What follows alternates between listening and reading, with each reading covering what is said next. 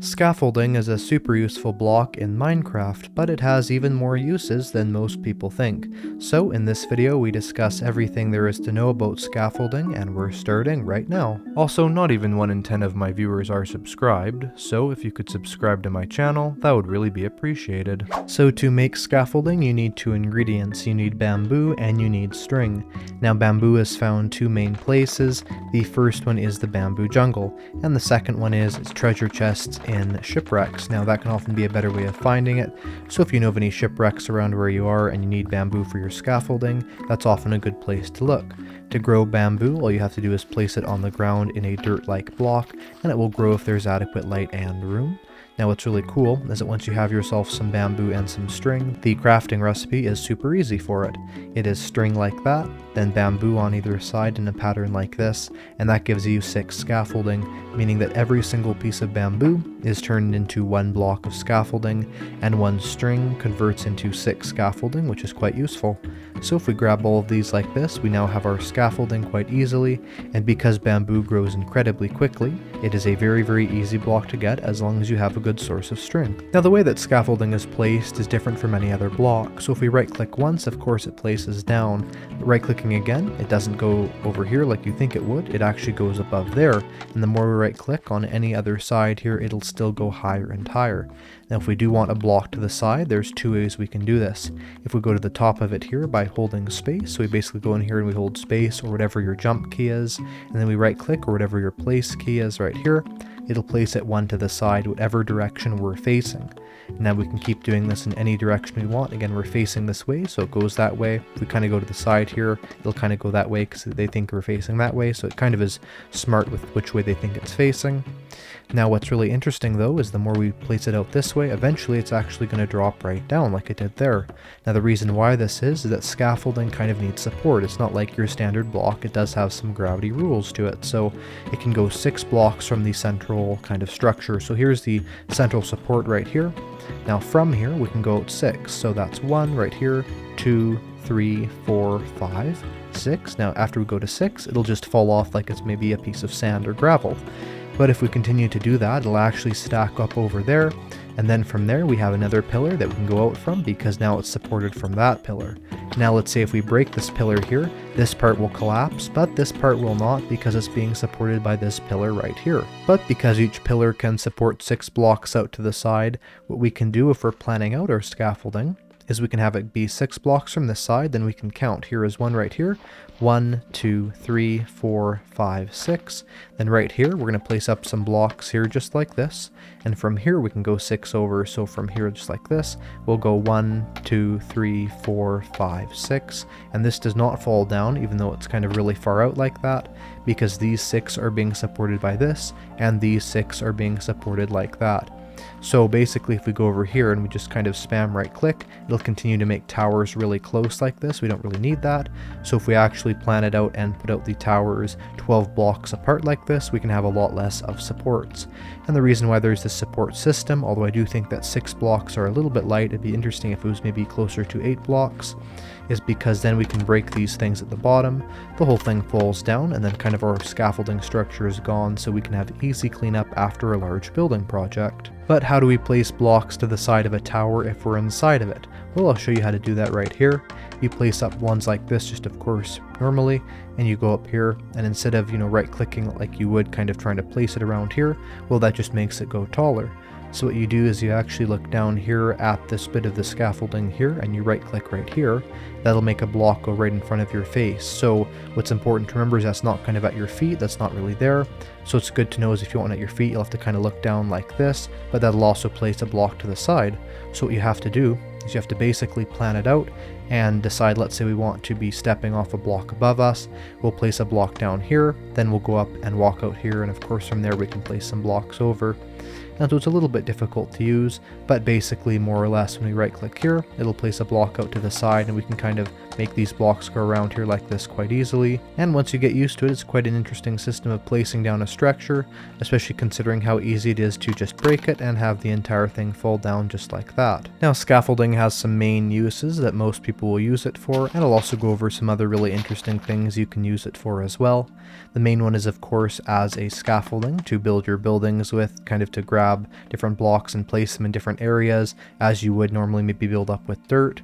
And the other use is an actual ladder, so you can of course put it in your building permanently and go up and down it with space. Just be careful not to break the bottom part of your ladder or your elevator kind of idea, as of course the entire thing will break and you'll have to replace it, which is kind of annoying. It's also excellent for decoration, as it kind of looks like maybe a stand or a table or maybe even part of a chair. You can even make it look more like this by putting a flower pot on top of it just like this, maybe even with some bamboo inside. And it makes a beautiful house decoration, as it's quite nice. And it is also useful for things like maybe a little underground entrance to an area like this. You could go down like this quite easily, and all kinds of useful things like that. I've done a lot of experimentation with scaffolding lately, and I've come up with a lot of very nice uses for it that most people don't do.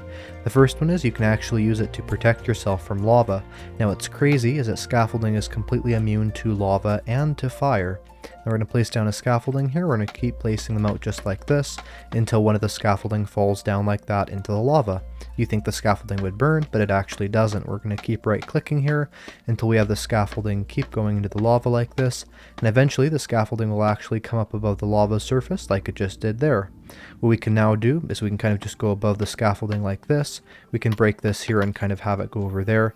Now we're just in the middle of the lava lake, and we're going to keep going down. We're going to try and center ourselves perfectly in the middle of this scaffolding here, like that should work. And we're going to continue to go down just like this. Alright, now we're just going to press shift, and because we're right in the middle here, perfectly in the scaffolding, just down like this, we are not going to burn by any of the lava here, and crazily enough, we are completely safe from it. We can even do, which is insane, is to break the scaffolding, shift down, and now we're literally in 2 blocks of scaffolding completely underneath the lava. You may be asking, what in the world is the use of this? Well, there's actually a lot. Not only can you hide very, very easily from enemies here, I mean that was quite simple what I set up there and completely survival, and scaffolding's pretty easy to get, but also it could be the start of setting up an underground base, or maybe an under lava base more like it, because you can keep placing scaffolding down, let it fall down, clear out a massive area of lava with the scaffolding, and then from there on you're completely protected from it, and you could maybe replace this with glass eventually, or just keep it as scaffolding.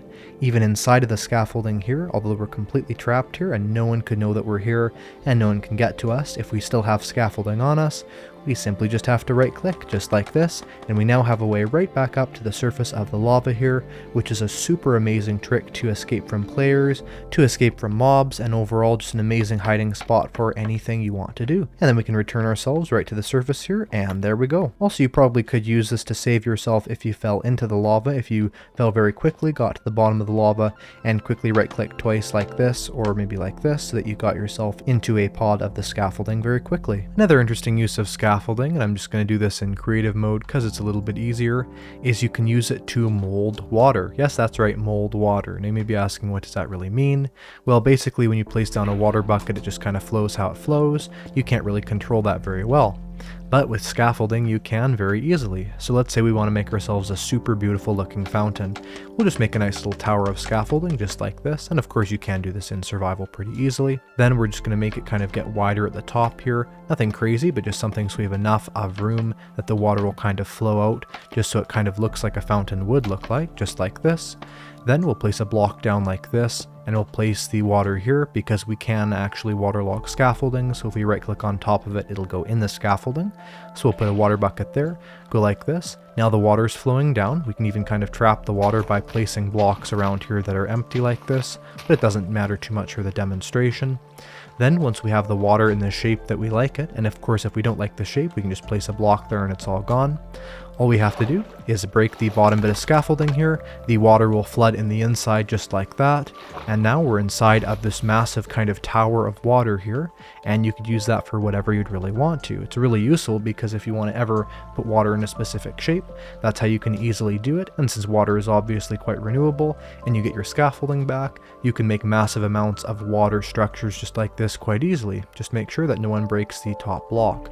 But you can make this go to even crazier lengths by making maybe a tree-like pattern like this, and making something like that, and it'll actually break the bottom block right here so it looks super cool. And you can see it all goes down here like this to the top. All the water just slowly flows down here, flooding everything in here with the scaffolding kind of going in here. And now we have this massive tube full completely with water here, which would be beautiful for, let's say, a giant park in a city, or maybe you could even use it for maybe some sort of griefing with all this water here, although it is pretty easy to get rid of it. You can even do it in the shape like this, where you have the scaffolding go to its maximum distance from the block, just like that. Then we break the bottom block here, or we could even keep it like this, some sort of a building. We break it here, you can see it all floods down just like that, and it comes down here in that really cool animation just like this.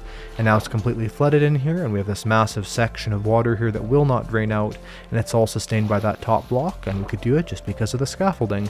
You could even use this to make a really crazy looking fish tank if you wanted, although it wouldn't work too well since none of these are source blocks, and it would kind of flow to the sides, but either way that's super cool. And what's awesome is you can do the exact same thing with lava. So right over here you can see here we placed a lava block up here. It's in that same kind of tree-like scaffolding pattern. And if we go inside of here, we still have our scaffolding in here, because again, scaffolding does not burn in lava. And you can see here we have this amazing lava tower here made completely out of scaffolding and one lava block. And you can actually put water on top of that to make lava casts, just like this.